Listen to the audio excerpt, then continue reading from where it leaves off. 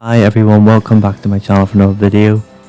Today it'll be all about watches, mainly classic watches. I'll be taking famous brands like Omega and Rolex and comparing them to each other, while also including things like how were watches invented, when were they invented, and how they've played an important part in the film industry, and much more. With that all said, let's get to it.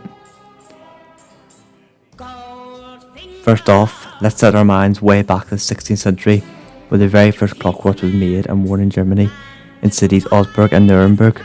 Clockmaker Pelin Highland was the one given credit for being the inventor of the watch, as he's well known of the years between 1485 and 1542 in Nuremberg. While he was given the credit for creating the clock watch, there isn't actual hard proof it was him, as there was loads of clockmakers in Germany around the time. It was Johann Cocculus who passed the message and was responsible for Highland's fame. These clock watches were mostly worn around a chain around the neck for style, rather than to actually tell you the time, which just shows we've always been about style in life, even back in the 16th century. Now, let's see how long it took for the first electric watch to be made in 1957.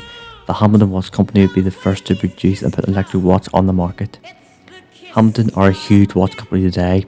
They are flying, not only selling thousands of watches a year, but they are sponsoring films such as Dune Part 2 and Christopher Nolan's 2020 film Tenet, starring Robert Pattinson and John David Washington. And I'm sure you've heard of them, as they have got plenty of sponsorships.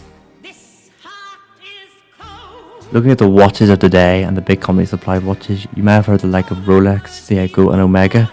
They'll be mostly focusing on Omega and Rolex, as it would be more what I prefer. Also, they have some great appearances in certain films, which you may already know, and I will leave to talk about that later on.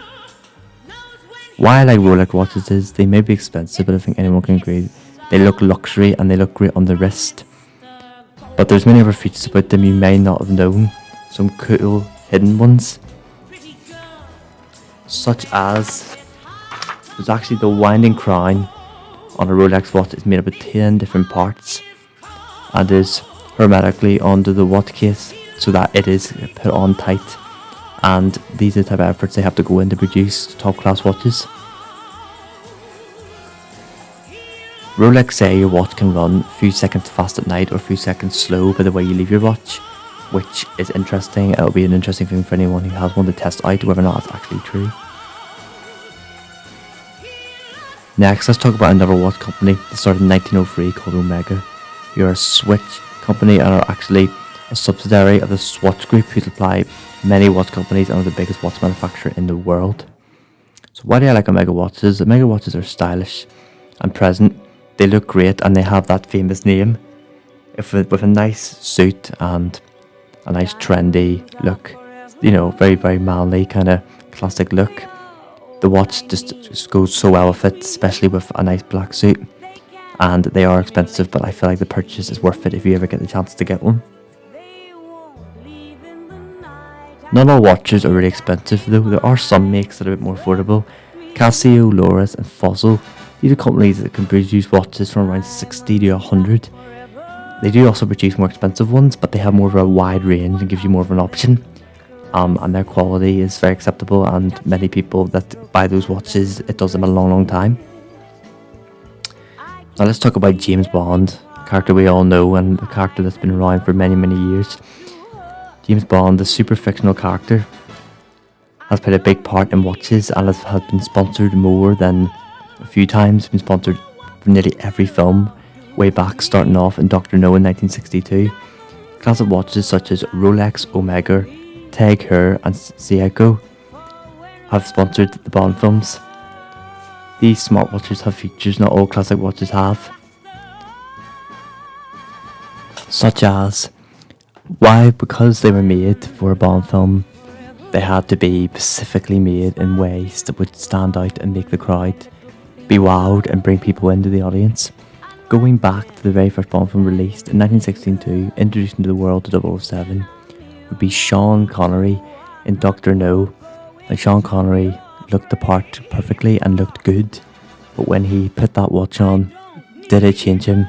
And it was a Rolex Ref 6538 that took stage, and it is one of the nicest Bond watches ever used in today's world.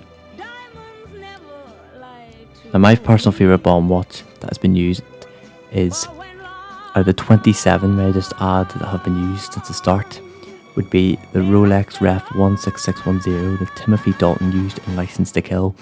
Now, while I like this watches, I just feel like it looks the best and it looked so good in the film. Not to mention, I think License to Kill is a good, entertaining watch. Not to mention, I also love the Gladys Knight theme song as well. Now, what I need to mention to finish off my talk about James Bond is which Bond wore the most expensive watch and what film. In 1969, the release of On Her Majesty's Secret Service, James Bond, portrayed by George Lazenby in today's world, is the most expensive watch ever used, taking a price between $30,000 to $40,000. What you can make of that is up to you, and maybe you think that is ridiculous, but it just shows the money that goes into these films. Now, what make provided this film that it's going to be boring, but it is Rolex Rev 6238 and it is on top. This watch is very nice and classy, so I don't think the price is that shocking.